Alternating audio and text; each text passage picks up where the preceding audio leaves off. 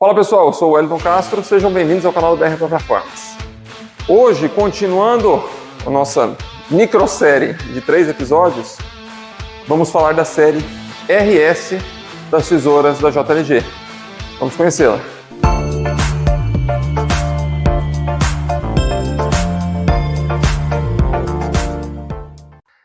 Se no último vídeo da ES eu comentei que ela é a máquina mais longeva, né, em produção da linha de tesouras, a RS ela é basicamente o contrário. É a máquina que menos ficou em produção da linha da JLG. Esse equipamento ele foi pensado num formato diferente. E eu vou mostrar aqui para vocês as diferenças dela, né? E no caso, por que ela tem essas diferenças? Porque ela foi meio que pensada para locadores. Então foi uma máquina pensada exatamente no intuito de facilitar a manutenção desses equipamentos e o menor quantidade de sensores, né, coisas para poder dar problema. Né? Então ela tem algumas particularidades. A começar exatamente pelo nome. Aqui ela não utiliza da nomenclatura das outras máquinas, 3246, 2630, né, a combinação dos dois nomes. Aqui ela utiliza direto a métrica, né, a medida em metros, que seria 10 metros da máquina, mais o operador, então a máquina para 12 metros de altura de trabalho. E aí depois já vem a nomenclatura RS. Essa máquina, ela não tem aqui a configuração dela, qual é a largura dela, mas é um equipamento da mesma largura da 46 polegadas, então algo em torno aí de 1,20 m de largura. Dando uma geral em volta do equipamento, vocês já percebem algumas diferenças. Por exemplo, menor a altura do solo, o tipo da caixa de bateria, uma estrutura um pouco mais robusta, né? E quando você vem aqui para trás, exatamente, você vê uma diferença. Aqui está o torque hub dela. Então, ou seja, essa máquina é um equipamento de tração traseira, diferente das outras que são dianteira. Então os motores dela ficam exatamente dentro dessa caixa, juntamente com o cabo do carregador. Do lado, vamos dizer, esquerdo do equipamento, né, lembrando que exatamente a frente é sempre onde faz a direção das rodas. Né? Então, olhando do lado esquerdo do equipamento, a gente tem aqui o painel do solo dela, né, onde, assim como as outras, você tem o comando para baixo, desligada e para cima. Aqui, o comando você controla a subida e descida, o botão stop. E exatamente, no caso aqui, o mostrador de carga e mostrador de código de falhas. Essa tomadinha, ela é a tomada da extensão. Então, o que muito ocorre nessas máquinas aqui nas tesouras, como uma é bem próxima da outra, então acaba acontecendo as pessoas colocarem a máquina para carregar no lugar da onde é a extensão. Então não confere depois se a máquina está efetivamente carregando, né? E acaba que no outro dia, quando vai precisar do equipamento, ele não carregou durante a noite. Um outro diferencial dela com relação principalmente à linha ES, né, é exatamente aqui, ó.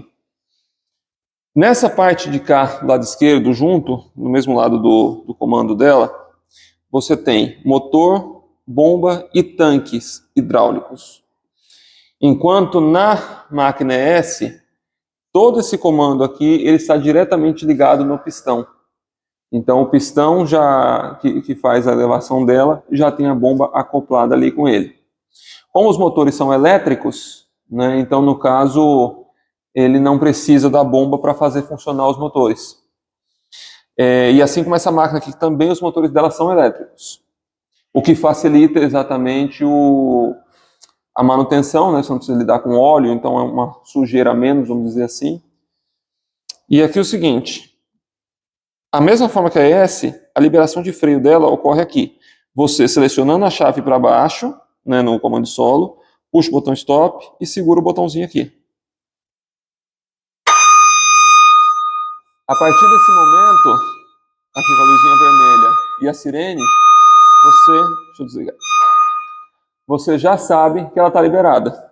E exatamente, vocês vejam que eu apertando aqui, ou se eu desligasse aqui o botão stop, ela voltaria ao normal. Agora, do outro lado da máquina, ela contempla as 4 baterias. Então, enquanto na S você tem 2 baterias de um lado e 2 baterias do outro, aqui você tem as 4 de um único lado.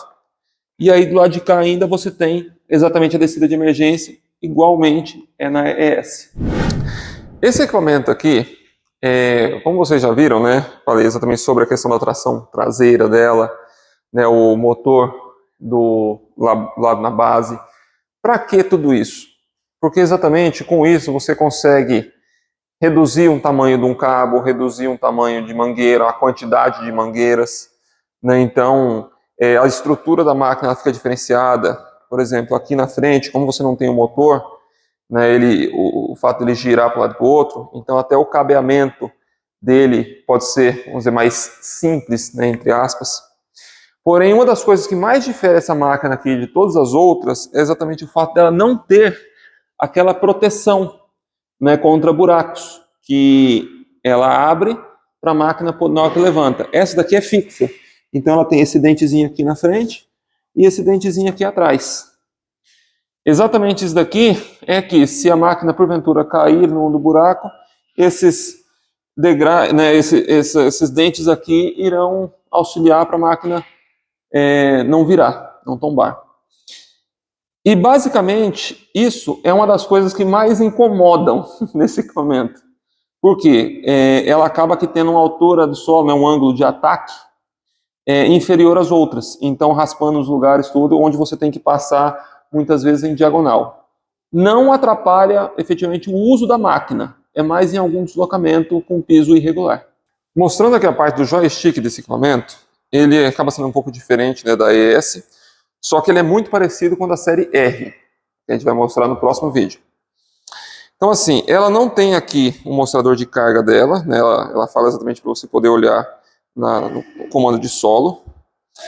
E aqui ele possui o botão stop, onde ativou a máquina.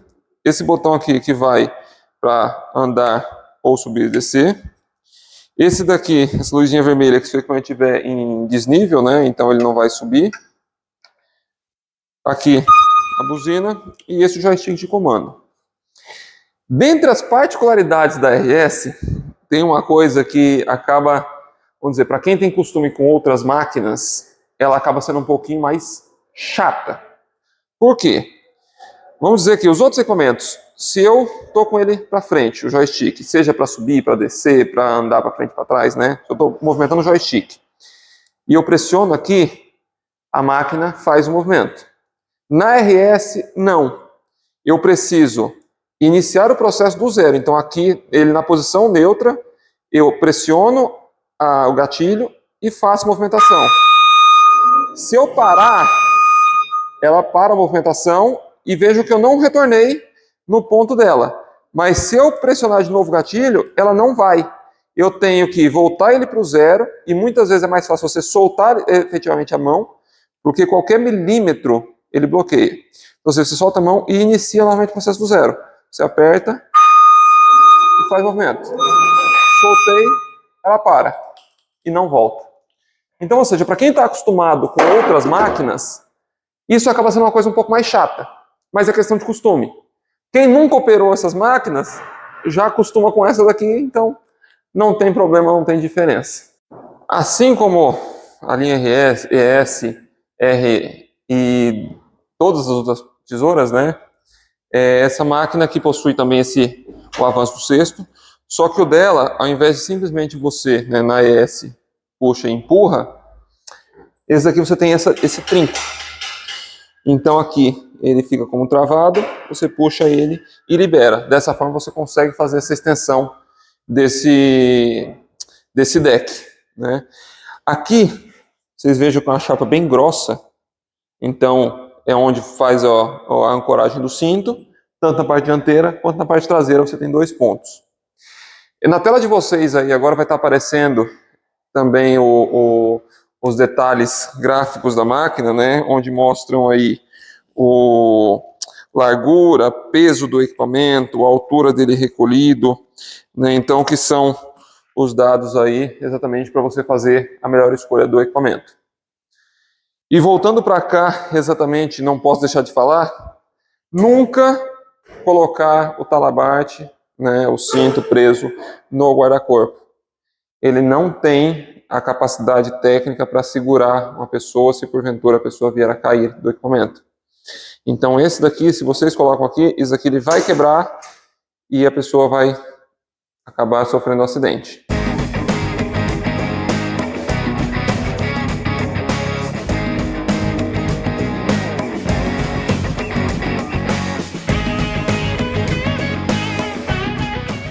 Quando eu falei sobre esse equipamento ter tido o menor tempo de vida, né, da JLG, é exatamente porque ela foi produzida entre ali 2012 até 2017, mais ou menos. Não que seja um equipamento ruim, é um equipamento muito bom, um equipamento muito robusto. Então, ou seja, ele tem realmente, você vê que a construção dele utiliza materiais até mais espessos do que os outros equipamentos. A questão da escolha, né, de paralisação foi exatamente por conta de coisas, como eu falei, por exemplo, da abertura desse tapa-buraco, né, do equipamento. Então, mas não que seja um equipamento ruim. É um equipamento muito bom e vale a pena você experimentar na sua obra. Então, se você gostou desse conteúdo, curte, comenta e compartilha. Valeu!